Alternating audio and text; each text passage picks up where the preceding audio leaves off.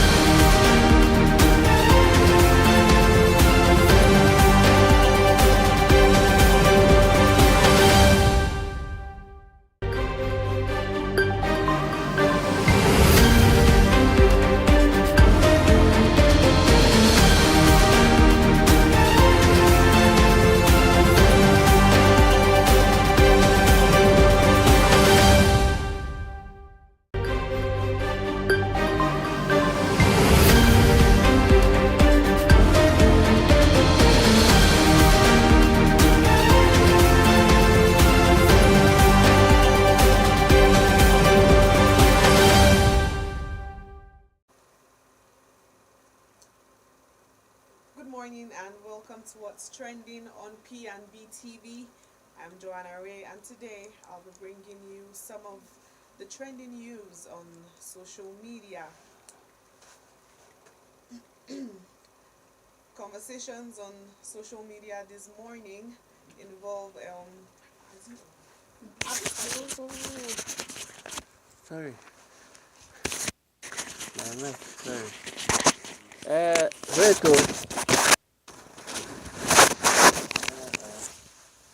sorry.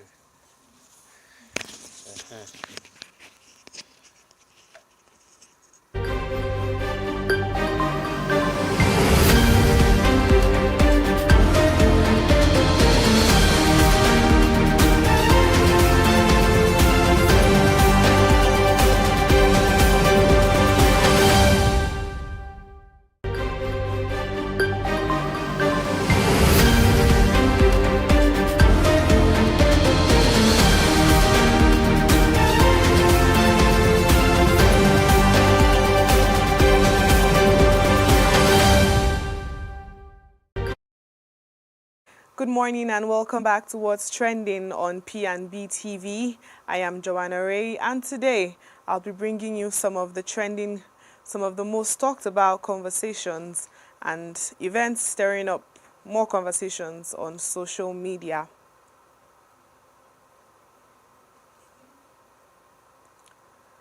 Governors have pushed for fairer VAT allocations formula across all states.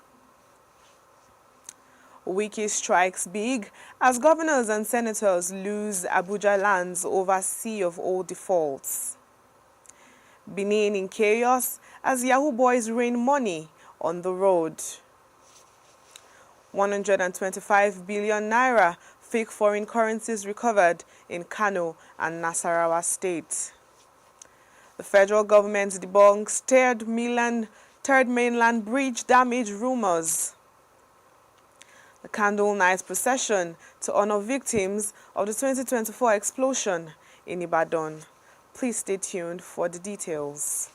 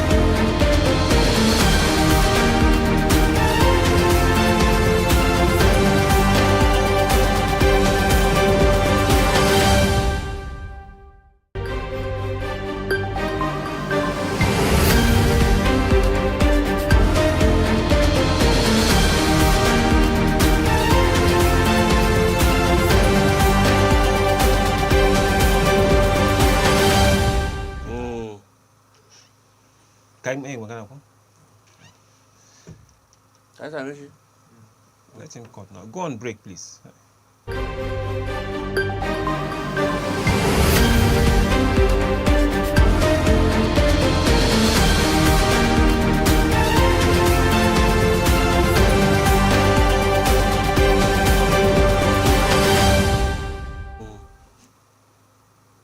Hello, welcome back from that break, and we apologize for the interruption we had just a few minutes back. But then so much has been presented by our host on the social media and with investors, Johan Ari.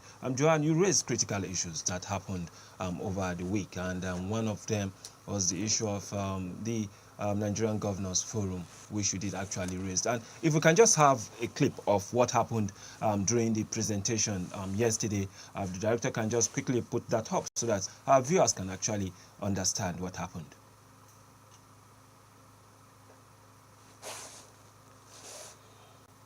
Okay, while the director is trying to put that up, let us quickly look at some of this issue. Abraham, if you remember, on the 29th of October, so much happened in the country.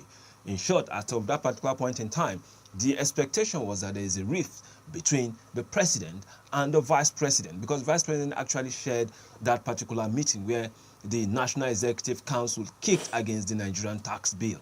And now, we are now seeing that at the summit of it all, based on consultation, yesterday, they all agreed, the governors now agreed that they will be able to back the bill. So looking at this issue, and she raised it during social media news, and what would you have to say?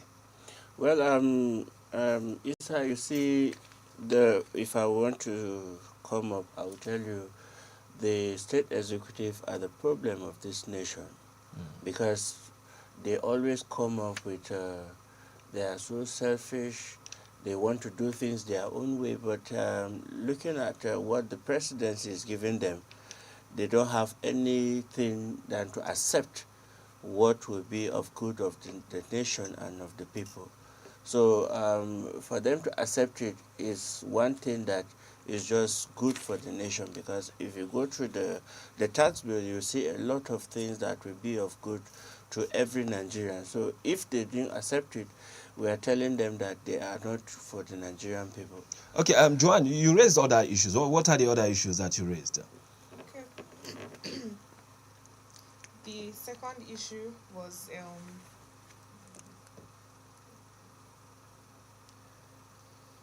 Wike strikes big as some governors and senators have lost their lands due to CFO defaults. Okay, and you are part of those probably. Maybe you are amongst Have a the land. governors or the first lady to the governors that Yes. actually lost their land. Because that has actually been a major issue. Now, we've had serious issue when it comes to the issue of land allocation in the FCT, and it has actually affected the town planning setting of the FCT. And if you look at it, Abraham, you discover that over time people were allocated lands just for the fact that they have relations in government, friends of the government, they work in the FCT, and then these lands were given to them almost free. And they never developed And it. they didn't develop it. And as a result of that, you go to so many places, they look like shanties. Yes. You get to some places, they are so tight, so jam-packed. While you go to some places, you discover that there are so many houses, but nobody is actually staying in it. So these are some of the issues. You see, I love what Wike is doing because Nigeria needs a very strong man. A very strong man, because what we are seeing is Wike is really pushing them like, okay, if you cannot do this, then we revoke the land. But if you can go on and do all your registration properly, then for you to do your registration, definitely you're coming up with a building plan. But I don't know if Joanne have something she wants to tell us on that. Oh, well, I like that Wiki is not just dealing with the masses. He's Okay. also dealing with people in power that are not doing the right thing. So you're happy with that? Putting them in. No. No, but that's the balance. I'm glad That's that the he's balance. balanced That's the and balance. He's being fair. He's, Okay. Because when he came on board, if you remember, shanties were actually destroyed. Everywhere. You Yes. see people shouting, Wike is anti-North, Wike is anti-this, Wike is anti-that. And the bigger ones, those guys, they never knew he was actually coming for them. And today, we see that the same Wike that we said, okay, is against the masses and the rest, is now actually looking at those at the end of affair. Don't forget, there was one critical issue as at then. That's the President Muhammad Buhari's foundation, Of course. whose CFOs were actually questioned also. And then don't forget that of the Speaker and the Senate President. All these names were actually there. And if you remember, there was we brought in Mr. Sani Adamu, a town planner, then before he traveled. He came to the studio and he stated it, that these lands were actually given by the government. You went there to collect R of O. You went there to collect C of O. So for you to have collected the right of ownership or the certificate of occupancy, then it means that you are actually ready to put in the structure. Of course. And if you cannot put in the structure, if you cannot build or develop the land, get a partner. That's why I call them development partners. Partner with them, let them build up this particular structure. And that way, we are going to reduce the way hoodlums are actually ferreting the street. We are going to reduce the insecurity in the FCT. We are going to have a beautiful city that is well governed and well coordinated. That is why you see that our manholes are just they are being stolen every day. Because of what? We have people that have been assigned a particular document for development. Now there are roads crisscrossing the FCT. And this road crisscrossing the FCT also have manholes. Now, you didn't develop the structure over 10, 15 years. And these manholes were stolen. Your presence there will actually help to serve as security in that particular area. So these are some of the issues. So I think Wike actually took the right measure by saying to the fact that the CFOs were revoked. Is doing a very fantastic job because for a capital city that is above all cities in Africa, and then is number 2 in the world, it's something to commend Mr. Wike, because what he's doing is actually right, because we want to see a city where Joanne and I and Isa, our children, will be happy that yes, our dads were actually in Abuja and they took their time to stay in Abuja. Our parents are here in Abuja, and it will make a lot of sense if they grow up to see a very fantastic city. Because if you look at from history, Dubai that everybody is running to today, it's just like let's say 20 years before after the startup of the FCT. But look at what FCT is all about.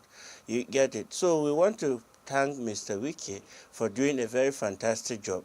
We are applauding him for that, because he's telling you that nobody is above board. The government is above everybody. So we want to thank him for doing that very wonderful job. Okay, a very good one there, and stating it very, very clear. And for the third one, you raised one particular issue. If you can just take that back, let's have the third one. Benin boys. Okay, the Yahoo boys. Yahoo well, boys. No, they're everywhere. They are trending. you know, just recently, Oxford Dictionary actually added that as part of the words. Wow, In- Yahoo. Yes, Yahoo boy. Oh. Yes. That's And the currency of it now. Now, if you get an Oxford Dictionary for your child or for yourself, and then you move to the Y, There is alphabet an alphabet Y. and then you typed Yahoo, YAHOO boy. Boy. You discover that it's all about corruption, and it's not good, because I know. And they throw away money, oh, every year don't cast for business. Yes, so more than they pick. That's so, that was direct. I want to be precise. That was direct, oh, Yahoo boys will throw away money, oh. We used to have this Don't carry your head this time. Benin guy, Animi, if you remember. Yes. And this is the same thing he does. That's if you go and he embezzle money or he steal money from the people, he will just come to the street and start paying for the So, no shit, I She's of 21st century time. One of the most troublesome, Yes. the most disturbing Yes. armed robber we have in the history Yes. of Nigeria. And growing up, many of us we heard of that particular story. No, he's a How very he brutal was, guy. At the man. end of the day, he was killed by the firing squad, and then he terrorized the whole 36 states Yes, of the federation. yes. He was like the king of the armed robbers. Armed robbers, So yes. anywhere you hear the word Anini, people run away from it. And then as of that particular point in time, he discovered that luxurious bus was one of the major means of traveling. Yeah. And then what he does, he will just make sure that, okay, especially the Benin or he covers it. And then he gets everybody down. At some point, we were actually informed of him saying that, okay, all the passengers should come out of the bus, alight from the bus, and they asked the driver to drive on them. Wow. So that was how terrible That is a Anini brutal one. was. Yeah. So for you guys that are coming up on the social media, the Gen Z type, Gen you Z, probably yeah. would know of this particular story. So Anini was a very, very bad one for Yeah, many Nigerians. yeah. But this is one key aspect. If you remember, when we had the conversation with the head of media and publicity of the Economic and Financial Crimes Commission, Mr. Dele Oyewale, he did state very, very clear that the following day we are going to see a major breakthrough in the AFCC also. And they actually caught about 100 cybercrime guys. Yeah. The same Yahoo boys. No, you see, the truth of it is that these guys, they are just everywhere. And they are making hell. Just look at what happened in Orozo, just a suburb here in Abuja, where a young guy, a church guy, just took his girlfriend and he beheaded her. You get the point? So these are some of the things that you see with this Yahoo. Most of them are not just Yahoo, they are ritualists. So, but for Juan, I don't know if you had I any... think they are actually the ones Yes. that are going to tell us more about it. Because they are the Gen Zs. And they are definitely going to tell. But it is very, very bad that you can go to the extent of taking someone's life. Yeah. Irrespective of, the guy doesn't look remorse. That's the most funny. No, he said, yes, he said He it. doesn't look remorse. He saw it as an opportunity. For me, that's not the first time that guy is doing that. Because if it is anybody in his right senses, if that is his first time of doing anytime that, you offend him, that is the only way he took. If that was his first time of doing that, you wouldn't have seen his appearance that way. Yes. Though, because it is human, you did not just kill this person, you beheaded the lady. That's how bad it is. Don't forget, in 2024, we had series of cases. There was one in Gwarimpa. Wow. Yeah. So many issues like that are actually happening. And I remember in Lagos, growing up in Lagos, I saw so many of these things happening. But then, what we used to know of issues like this was ritualists, and it always happened within the ember months. Yeah. September, Yeah. October, November. Yeah. You start seeing people cautioning their daughters, their sons, and don't go to this particular area, don't go to this particular area, because of what? Ritualists. But now, we are now having people using the toga of Yahoo boys.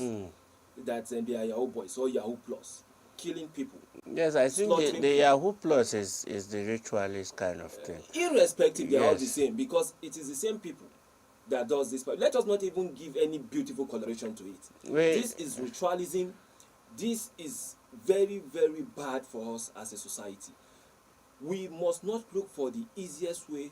In short, what even gives them the temerity to think that killing or slaughtering somebody actually makes the truth of it is, I want to tell you, you know why you see the guys having this effrontery to go about this nonsense is because they feel the so-called politicians we have up there, they will take our money, they will steal our money.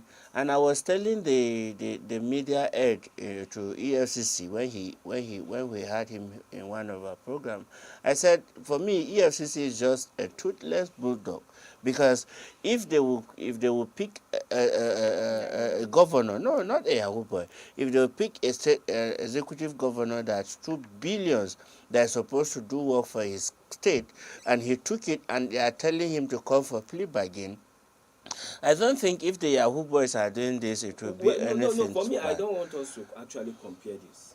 Well, but that is what is happening. The reason why I don't want us to compare Okay.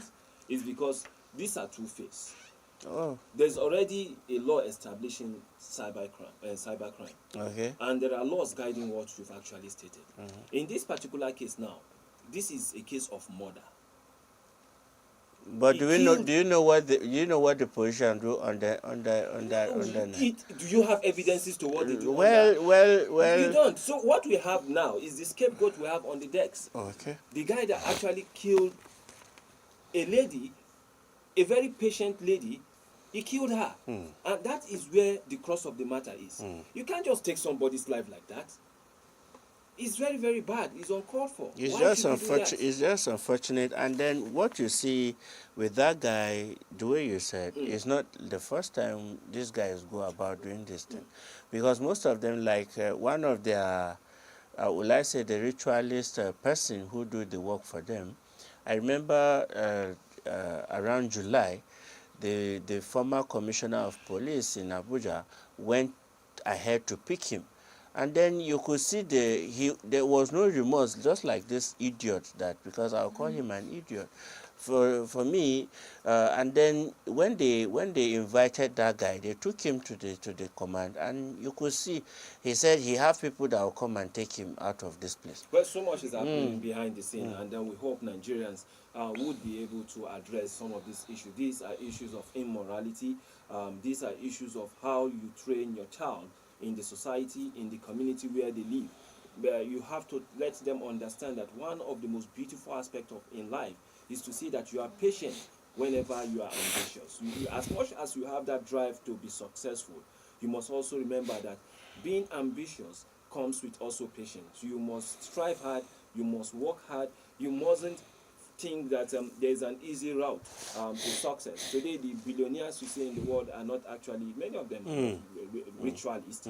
For those who believe that killing or slaughtering somebody will actually make them rich, that's a fallacy, and it is not scientifically proven. You have to make sure you put in the work, and you have to make sure you are patient, and you also have to make sure that you connect the T's and dot the I's for you to be able to break through. So that's how far we have for you this morning, still on the extended social media angle. And then we'll go on a very short break, and when we return, we'll be having some other conversations.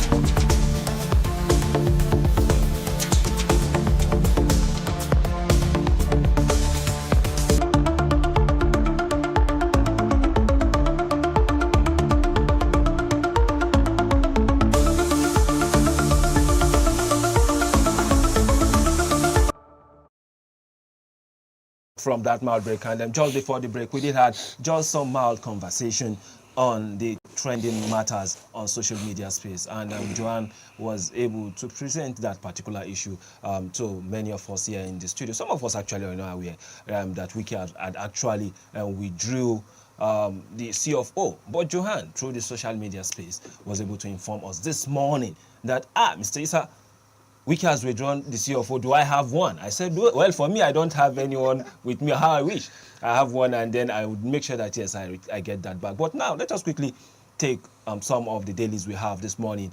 And on the first one we'll be taking this morning, definitely, is the Daily Trust. And on Daily Trust this morning, we have a very intriguing headline. It says, governors reject VAT hike, propose new sharing formula, and just beneath that we have stop scrapping of TED fund. Naseni needs that. Johan, you were able to raise this matter on the social media handle, and I don't know if the director still have access to some of the clip. I think the other time I requested for it, but then still, let us quickly look at this. Naseni, TED fund needs that, and one of the governors stated last night that for Naseni, for TED fund, if you go to all the institutions in the country, there is no institution you go to today that you don't have the presence of TED fund there, be it in terms of infrastructure or be in terms of human development. So they've actually done much. But looking at this particular headline again once more, Abraham, governors reject VAT hike, propose new sharing formula. What can you say to this? Well, just the way I said, the governors are always the one taking the country backward. Because if you look at this thing, if from what I read on the newspaper, I think there is this barrister that was given a kind of lowdown on why this tax bill is very important and why the executive are not looking at the importance of it. So for them to keep bringing these are just noise that they do that is not making any sense to the nation. So for me, if they will allow this thing to work, let them allow it work, because all this thing they are bringing is, for me, is not good for the country. Don't forget, I said this is a very delicate headline. When I say delicate, you know, the newspaper, or let me say the dailies, they will always find a way to actually draw out so much that happened. Yes. And still on the Daily Trust, let us quickly have it on, still on that screen. And still on that same Daily Trust, if you look at it from this particular angle, just on the top right of it, you see Abuja Kaduna Kano Road ready in 14 months, according to the federal government. It's long overdue. Yeah. Yes, because if you look at what is so pathetic that you see that road, and then they are here telling us they want to start the east-west, what do you call that road they want to do in Lagos to Calabar? Okay. East-west road. And then you are not done with this one that people majorly, because majorly people that are coming from here to Sokoto, to Akano and everywhere, this is where they apply. People that come from Lagos, this is where they apply. And then you are telling us in the next 14 months, what kind of country is this? Well, for me, I won't blame, because, well, let me not say I won't blame, but the vibe that we were expecting from the Minister of Works, in person of the former governor of Ebonyi State, that vibe seems to be a bit down. For me, he is too slow. For me, he is too slow. The activeness that we expected of him is very... He's too slow for that ministry. We need somebody like Wiki, because we need somebody that will match his word with action. Not this man that is just too slow and sluggish. He wants to do new project, forgetting that, okay, government there are is existing projects. Yes. I get it, because ever since he came, I never heard him go back to this site. For when we have the former governor, he was actually Lagos there. State. He was actually at the Kaduna Abuja axis, because I remember early last year, I saw him and one of the senators of Kaduna Central, who happens to be a friend. I saw him, they were there, and they actually looked at some of the issues. And if you remember, after that, he moved to Niger State, the issue of the Mokwa Road. And then they also, if you remember, there was also a tussle between him and Julius Berger. Even at some point, don't forget, the National Assembly said they are inviting Julius Berger. So much actually happened with Julius Berger. They withdraw their contract. The contract. Yes. And if you remember, so much has actually been happening with Julius Berger, including the Minister of the FCC has an issue with them. So let us quickly move to the next online, because the three headlines you see up there, basically has to do with insecurity coming up again. It's a daily routine for us to have issues of insecurity. So we can quickly move to the next newspaper now, so that we can have, okay, now on the Punch newspaper, we have, on the headline there, we have Dangote refinery project, 650,000 barrels per day, June, plans crude import. Well, I think we're going to give Mr. Dangote kudos, because he's doing well. And I think since he came on board, he really pushed even the NNPC to come up upstream. I get in it. So what he's doing is a good one for the country. We need people like him who will just come with a lot of investment for their nation. He has proven that, yes, for a country like this, and I'm part of this country, then I have to do everything in my power to see that the country is doing well. And yes. one trending issue yesterday was the fact that, as at some days back, the OPEC actually raised issues that the production Dangote is actually making today is actually affecting the EU market, that's the European Union market, in terms of the presence of PMS, that's Premium Motor Spirit. So it's also a very good one for us, because it tells us more. And with this particular headline, let me take it again, Dangote refinery project 650 billion barrel per day in June. Plans crude import. It tells you how big this facility is. Yeah. It tells you that our value of naira-dollar relationship is actually going to improve. And so there are so many better things coming with the Dangote refinery. It goes beyond the issue of NNPCL, Dangote refinery. No.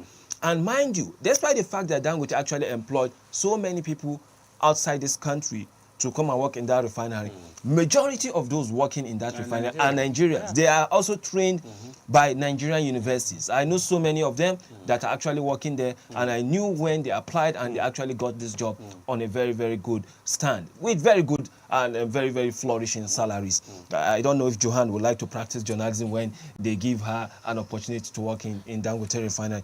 But still on the Punch newspaper also, we have Fubara, Wike camps clash as police occupy Rivers PDP secretariat, just at the bottom left there. That's where the news is. Why are we still having this issue? No, you see, the problem is they always say when the two elephants are fighting, the grass suffers. So what we have here is the two camps. For me, Wike is not even saying anything on this thing ever. It's only Fubara that I keep hearing him on the news. No, but Fubara seems to be a bit more quiet. Let us be fair. No, let us be fair. One has a stronghold of the media. One is Fubara. If Fubara, Wike has not been saying anything on this issue of Port Harcourt. Well, I don't know your relationship with Wike, but every Nigerians know that. That Fubara is the calm type. Wow. He doesn't talk But much. I hear him in every church he goes to. When he goes for Thanksgiving. Well, we've also seen videos of Wike also doing the same. next thing you see, he will always bring the issue of I will not die. We've also seen Wike bringing same issues to the pulpit. Okay. We've seen it. We've seen it. Pulpit this year. Apart from the New Year celebration. Then do you have that of Fubara? I have a lot. No, you have previous videos. You have previous videos. Okay, we'll tell the director but then if we can just move to the next newspaper on our timeline there, so that we can quickly round this up to get our guests back to the studio. Okay, and on The Nation this morning, governors back tax reform bill seek adjustment to VAT. You see what I'm telling you? I told you earlier on that Daily Trust is just trying to be more newspaper-like, more press-like. But you can now see the clarity here that governors actually back the tax reform, and that's what the governor of Nasarawa State stated. Okay. Don't forget, the governor of Nasarawa State was the major person or the major advocate to see that there was a resolution, or there is a resolution in terms of this issue of the tax bill. The tax bill has generated so much controversy. At some point, many people thought the North was actually against the president. At some point, many people thought it was an issue of 2027 election. At some point, many people thought it was the way to Yorubanize the country. So these are issues that are very, very germane. And if you don't forget, The people heading this particular movement in terms of the tax bill and the rest, Ayodele and the guy in FRS, Zakaria, these two people are actually from the West. But people have actually applauded the head of the FRS with respect to what he has done, how he explained it easily, than Ayodele, who speaks with so many vague languages. In terms, when I say vague, I don't mean what he's saying is not clear. It is clear, but for only professionals. For people like us, the common man, it may not be very, very clear. So if you look at this particular tax bill, so much has actually happened. But with what the governor said yesterday, that now we are now on a very good balance sheet. In the sense that, yes, the president have actually listened to them, consultations were made, and then they were able to like dabble in and do the needful. So it's a very good one for the Nigerian Governors Forum. For me, I've always stated that whenever it doesn't favor them, they bring back they are the always like that. You see, one thing about the governors is that they are so selfish. Sorry, please. They are so selfish and they are self-centered. They never believe in the country and the people who they promise to serve. Because for me, they are serving us. And if you are serving me, what are you supposed to do? You'll come to me and say, okay, Mr. Abraham, what do you think? They've never called any conference. All the governors do is to sit within themselves and they come up with bills. If you are not ready, do you go back to your state and call for meetings? Have you asked the federal government to put up a state conference where we hear what is happening? You never do that. You didn't even tell us why are you against the bill. Well, many people have actually called, most especially. They are so selfish, self-centered, and at the end of the day, they took our money to no man's land and they come for plea bargaining. Well, many people have actually stated that the northern governors were actually lazy. Very lazy. For them to very lazy. Even one of the reason why we shouldn't call them lazy. Even one of their governors. No, excuse me. The reason why I said, because the major pusher for this particular bill was actually the present governor of Kaduna State.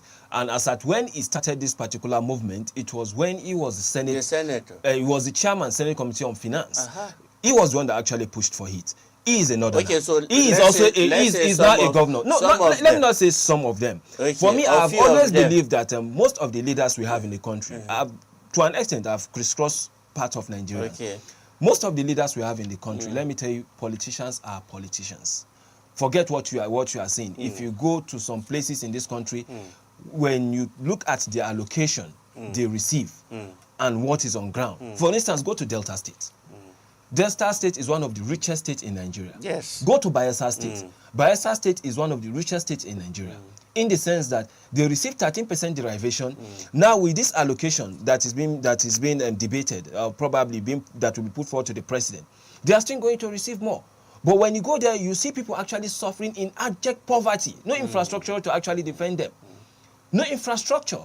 Apart from the state capital, you discover that if you go to other places, they are just like villages. So we shouldn't think maybe some governors are too poor in thinking or they are not creative. It is across board. The places you go and you see governors actually doing well, you cannot count more than 3 in Nigeria. FCT, let us keep FCT. Let's just keep it aside. Even if you go to some, we raised issues the other day about the area council chairman with respect to what they are doing. Despite being the FCT, despite receiving their monthly allocation directly, not even now that the president is actually trying to implement that. What kind of infrastructure have they put? Do you have enough primary health care centers? Do you have enough primary schools? Do they pay the teachers? Do they pay those in primary health care centers? These are just little. What about the intercommunal roads? Are they doing it? No. So for us, well, this is how far we can call it a day on the newspaper review. We'll be going on a very short break to further enhance this conversation. The tax bill. We will be joined by Bello Adamu, a public administrator, consultant, and also an expert in economic analysis. Let's go for this break, and when we return, we'll start up with the conversation.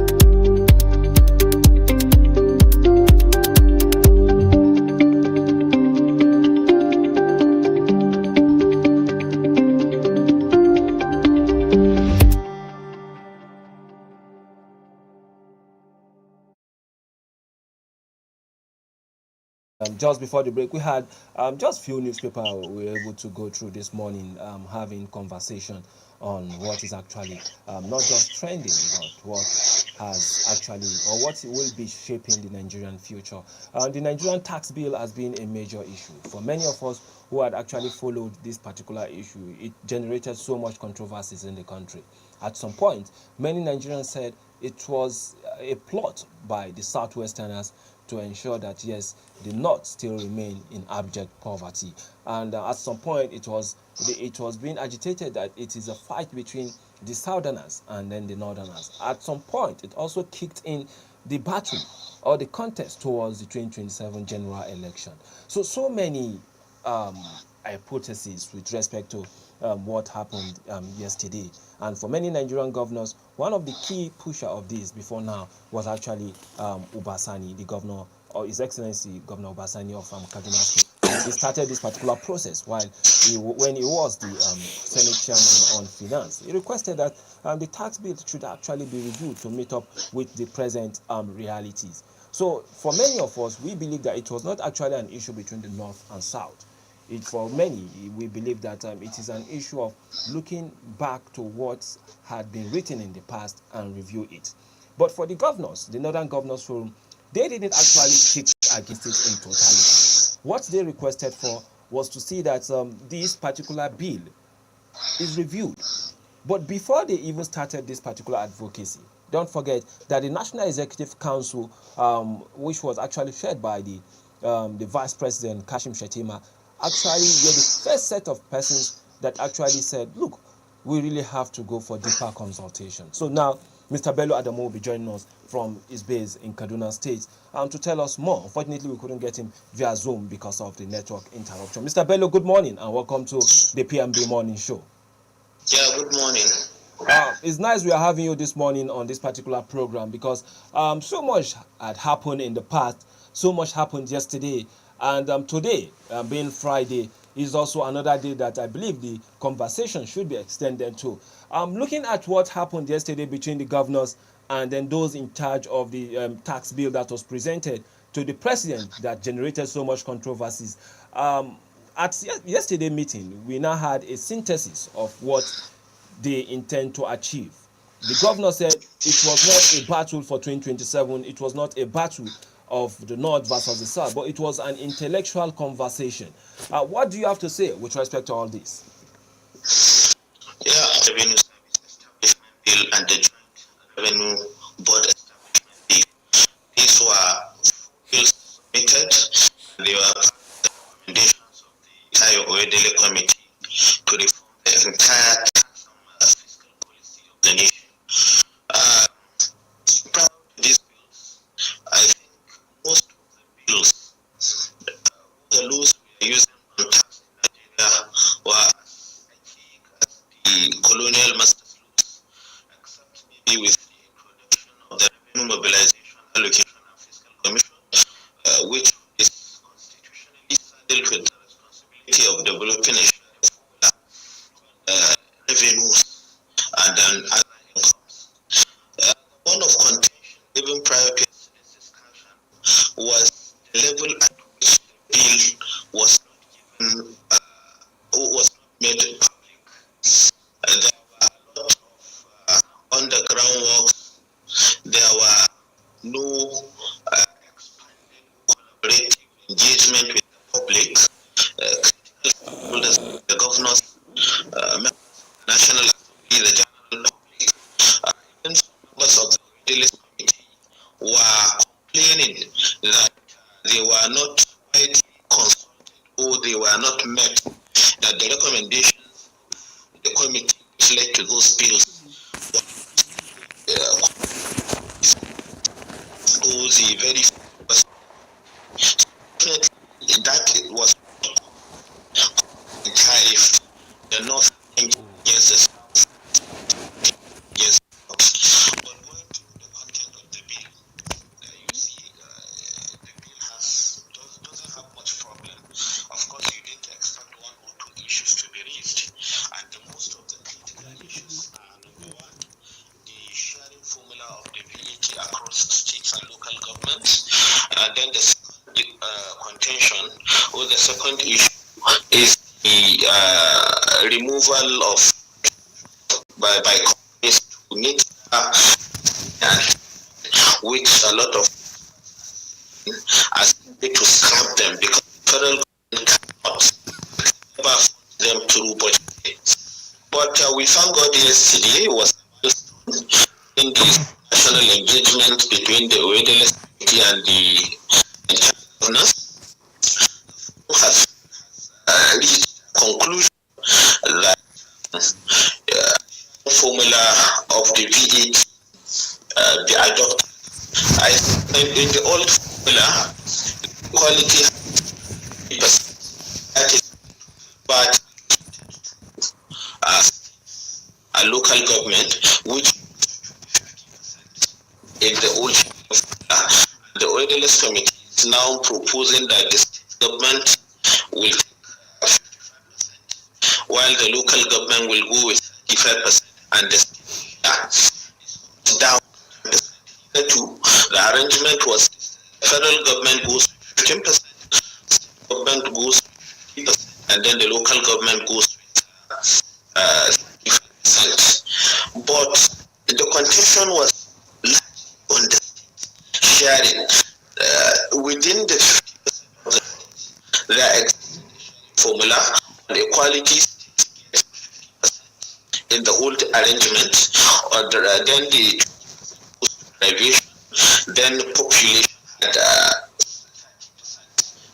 that is 100%. But as of then, the Oedeles Committee amended it to increase derivation, reduce equality, and then the population. But what the governors who are complaining largely, especially the northern governors, is the issue of the headquarter effect of remittances. We are now making a call. Maybe I am in Zaria, you are in Abuja, but because headquarters of MTN is Lagos, Lagos will benefit with the VAT on this, which most northern governors not to be fair. Even when Oedele is in the reform will try, who is trying to see how VAT collected each begotten by those. But I doubt, because there is accuracy data. You know the number of water that has been consumed, even though the headquarters is in Ogun or Osun. You can't explain that for now because you don't have accuracy data, and this agitation. But yesterday, the governor's conclusion that equality should maintain 50%.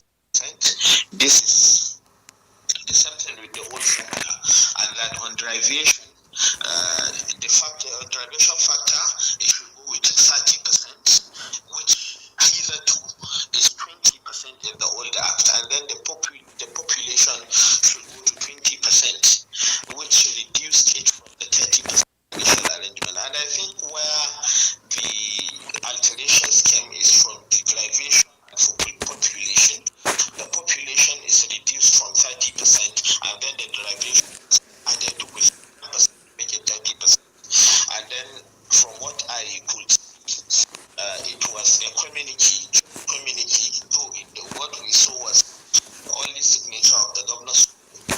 We hope the National Assembly will incorporate this, and the presidency will accept it as, and this will bring to conclusion. The another component to the governor's made a very good position is the ground on non-increment of VAT, because the increment in the VAT leads to inflation, and already we are in a transition or economic transition point where we don't need any further adjustment unless we attain a level of economic stability. Then the third most important thing the governors rejected was the scrapping of the NIT and the.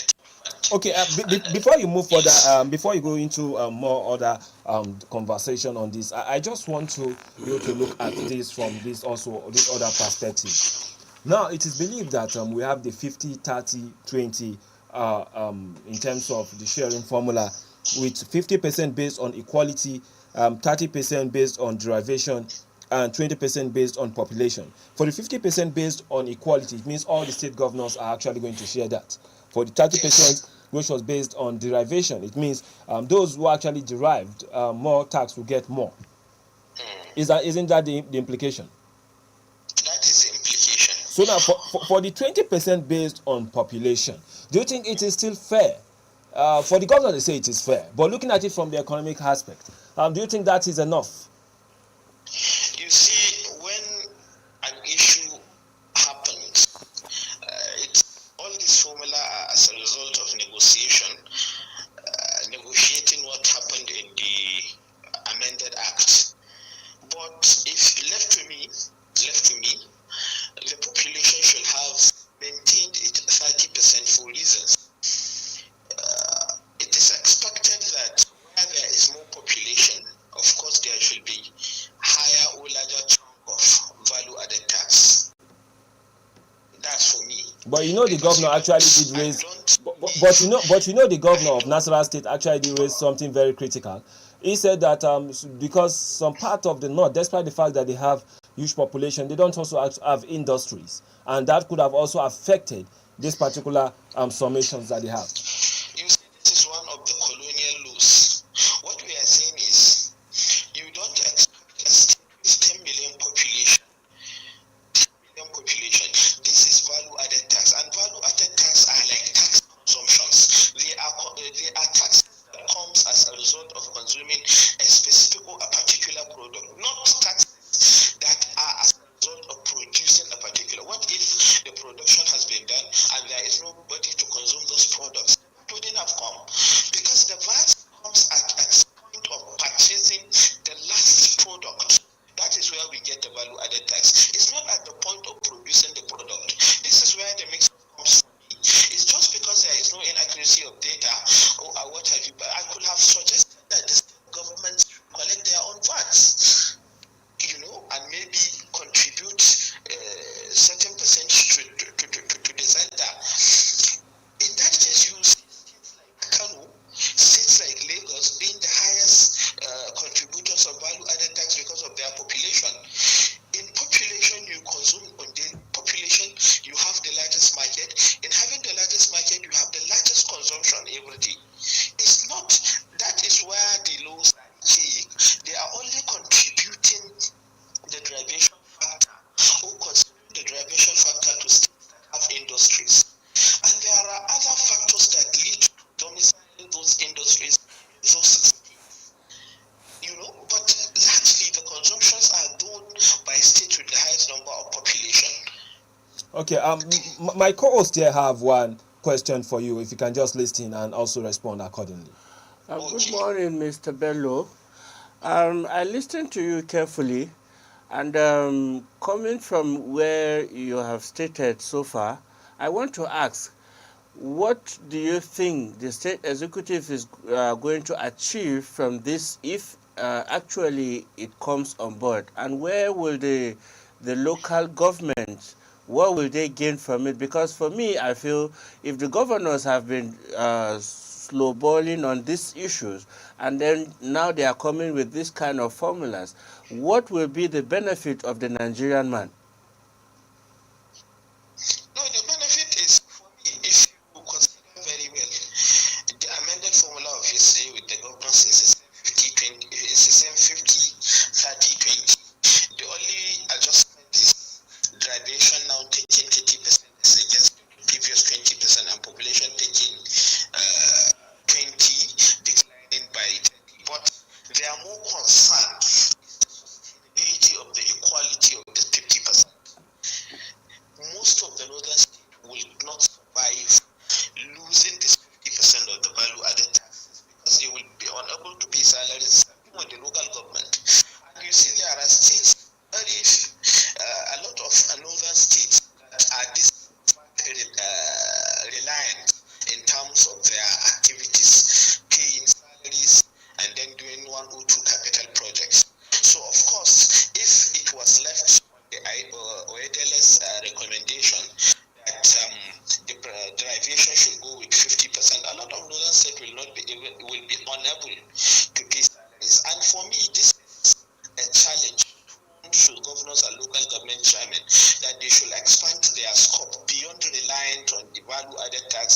federal government allocation, that they should also find a way of bringing down investors down to their states so that they also benefit from the derivation.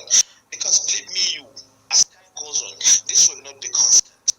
The derivation factor will one day take over the 50%, then the remaining two variables of population and equality will go with 50%, which will not go well with most of the northern states. So I think it's a challenge that has been on the equality factor. Okay, Bello, I just want us to take a listen to the video clip that actually happened based on the meeting that actually took place yesterday. If you can just listen to it, let us just get just a brief one from them.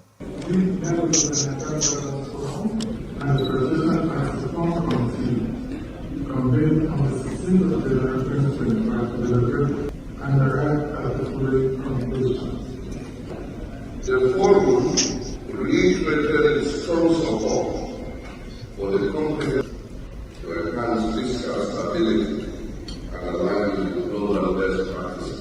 2. The forum includes a defined value resource as follows: 50% based on Our screen, but still, I believe I sent you some documents yesterday where you must have actually seen the deliberations that was made yesterday. But now, let me quickly ask you one other question. Now that this particular arrangement has been made, do you see the possibility of the governors actually taking this down to the local government level? Okay, this is the sharing formula from the federal based on the tax law. At the local level, okay, we can also bring this back home. This is how we are going to do it. Do you actually see the governors taking that same toll? Before I allow my co-host to also ask you a question. No, not really. You see, that issue of state, local government, and then resources allocation, I don't know, but that has well been addressed by the Supreme Court judgment in dealings with the autonomy of the local governments. And one of the greatest problems for me, in Nigeria, is lack of autonomy by the local governments. It is the local government council that knows better their peculiarity in terms of problem. And in fact, I was meant to understand that to even execute a project that is more than ₦1 million, you are required to submit for approval to Ministry for Local Government. You see, no matter how urgent it is. So for me, I don't see the governors doing it, except if the president will close his eyes, which is going to be very difficult to do now that he's facing the election, to send their money directly from the allocation account allocation committee. Except that I don't see the governors implementing the formula is being implemented.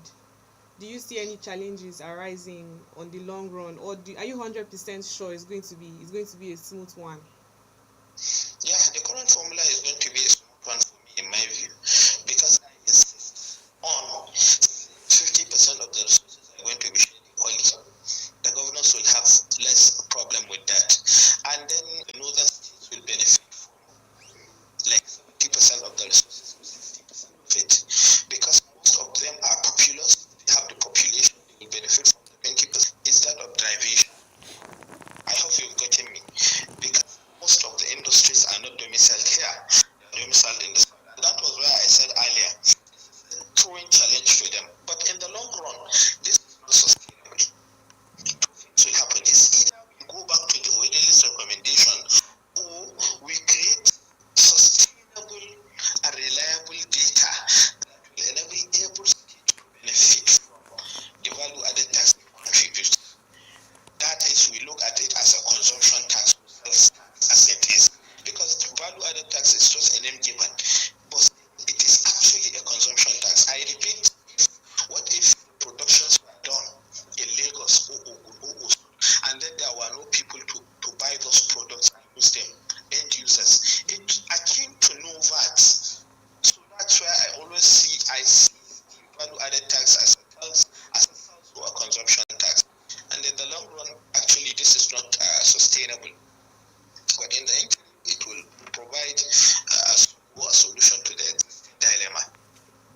Okay, one of the issue that was actually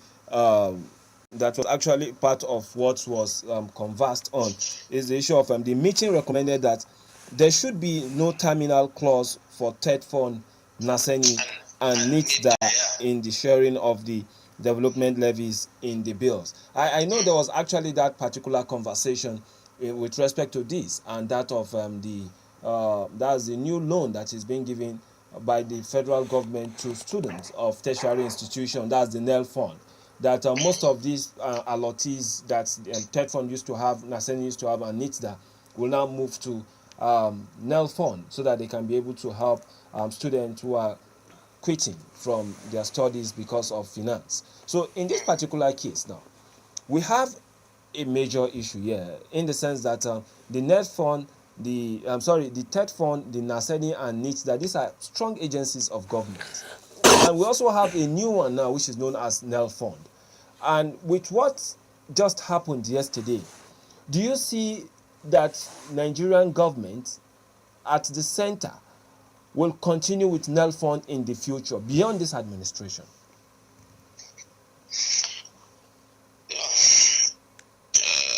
Because they're also benefiting from one or two tax from the government also. Pardon? They are also benefiting, just like TED fund and NITDA and Naseni.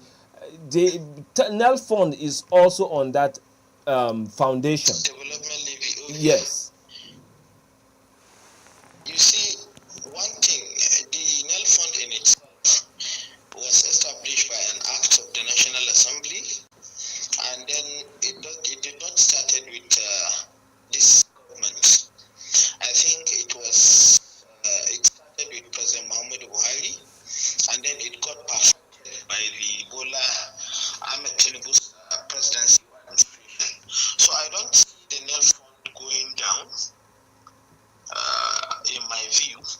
But the problem is, don't know how sustainable or reliable it's going to be.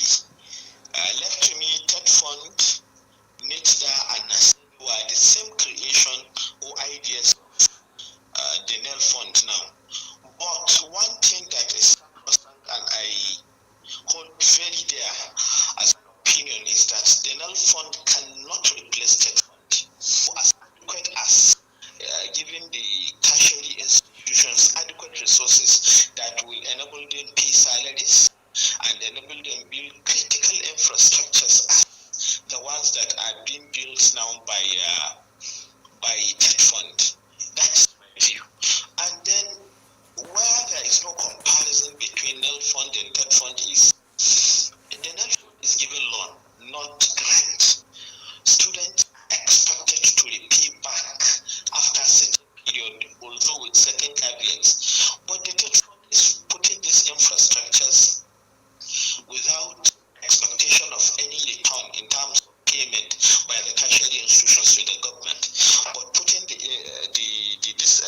infrastructure to enable the tertiary institutions have enabling teaching, learning, and researching environment, which is very important and which is very fundamental. Taking away the TED fund will make us go back to the concept of studying under the tree, because be inadequate or unable to construct classroom, class theaters, libraries, or internet facilities, amongst others. So I don't, and the second most important thing for me is the government is not funding them. As is created, although the committee is saying it is becoming a tax burden of on the companies. That is why companies, I don't believe on that. Since government is not shouldering their burden of giving them budgets, why don't we allow this system to continue as it is? Let the 2% of the income make us to become education coordinates, because as we go on, the NEL fund will not be able to shoulder the responsibility of giving loan to each and every prospective university or FCE or whatever tertiary institution applicant. The burden will be much. Because I remember that even the private institutions are also pleading that they should be included in the NEL fund. So that actually tells us more about how sustainable this particular program of loan will be to the Nigerian students. So Abraham, how about for the nation development? No, before you answer that question, I just want to add to this. If you remember, there was a strong agitation in the National Assembly stating that, not in the Senate this time around, because I have to be very, very clear and factual, in the House of Representatives, so many kicked against it, most especially the northern members who actually voiced it out that, look, we are against it. And now do you see the governors also calling them, because they are in charge of the state where these members are actually representing the Nigerians. And so are you seeing the governors calling them back, let them come back to this particular understanding that they have agreed to? I don't think there is going to be a problem with the members of the National Assembly. They have various levels of leadership. They have their own state caucus. They have their own, the national, about the senators and the reps. They have, in every state, they have a caucus and they have a chairman of the caucus. Whenever the governor have an interest on anything, you just call them and have an in-house discussion. So I think to going back to their respective states, calling their respective members of the National Assembly or constituents to share the idea with them and then agree on it, and then the bill will pass through with the amendment. So I don't think this is going to be a problem. National Assembly members are always, in many cases, loyal to their governors. So I don't think this will be a problem. Okay, in this particular respect now, looking at 2027 election, which was part of the major agitations as a result of this particular bill. If you remember, the former governor of Kaduna State, El-Rufai, had one or two issues. At some point, his chief of staff was actually called by some of the anti-corruption agencies to actually interview him on certain questions for more enlightenment. And just yesterday, we saw the ICPC actually stating that they are going to investigate the government of El-Rufai. I think somebody, I've forgotten his name, but I believe he's from Lagos, Ogun Agis, Jimmy Lawal. So, and all these things that they have stated actually happened during the course of this tax bill. We saw enrated so much in the north. The bill, many of them actually were not settled with it. And everybody started paying visit. Most of the politicians, the key ones, they started paying visit to the former president, Muhammadu Buhari. In this particular case, this bill has actually generated controversies towards the 2027 election. But with the conclusion yesterday, in terms of what the governor's positions are, do you see them down in tools when it comes to a 2027 election? You see, tax reform is very important. Important that it will clear controversy wherever it is, what have you. But I don't think, doing the politics or thinking beyond the elections, you take certain decisions if the content of the bill are very good. The only problem that led to all these heated controversies is the way and manner in which the bill has been handed. It has been taken off public, and there were underground moves to make sure there is something in the hidden. I don't know whether you're actually correct. We understand that, because even at some point they call it a restructuring bill, just silently. Yes, that was what they wanted. But now that the entire content of the bills are out for public consumptions and the gray areas have been seen, the gray area largely is the value added tax for states. That is, why is it that there were no agitations that why will federal government reduce it 5%? Blah blah. No one is crying out for that. I don't know whether you get me. Yes. But everyone is crying out on why should derivation have 50%? Why is it that by 2025 the contribution to TED fund at this will reduce, by 2026 it will decline, by 2030 it will go off? These are the areas and the increment of value added tax, and they have been addressed. And you don't expect that they are not okay with it. I don't know. So this is normal. For me, I don't think this should be connected to 2027. It only ought to have been connected if it has negative implication on the entire economy. But you know that was actually the fear of the governors. They said it is going to have a negative effect on the economy. This time around, if you remember when the agitation started, that it will actually make so many Nigerians to be poor. We are already facing a tax regime whereby the inflation level is very, very high, over 34% in most states. And so many Nigerians are actually concerned that if you go ahead with this, now we are talking about 7.5. In the next 5 years, what should we be speaking about? Should it be about 15% or what? So if you remember, even when this government came into power, there are several issues. Number one was the removal of fuel subsidy. Number two was floating of the naira. And then number three was actually... You see, one thing is in making policy is to be focused and determined. There is no policy that doesn't have consequential effects. You didn't expect to get it at the flatter of gold. The subsidy regime that has gone is now even becoming something that is used to the system.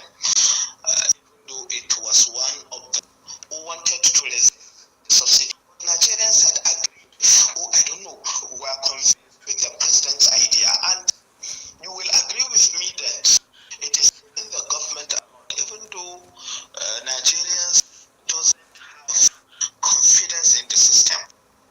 A lot of people will tell you they are stealing the money and what have you.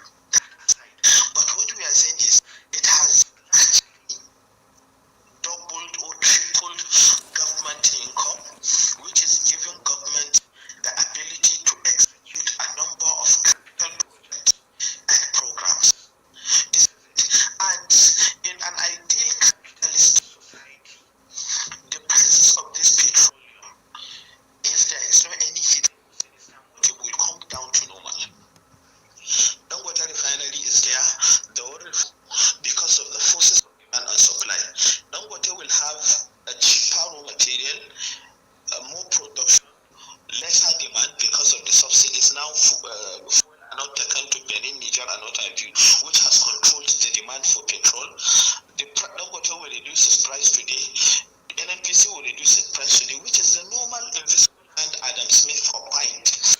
I think in the next, let's say, 12 to 20 months, everything equal, the petroleum price will come down. So going up is what brings uncertainties to the economy. Okay, thank you so much, Bello. We truly appreciate your being there, and definitely we'll always reach out to you on issues like this. And indeed, a very enlightening moment with you. And my guest would like to say thank you.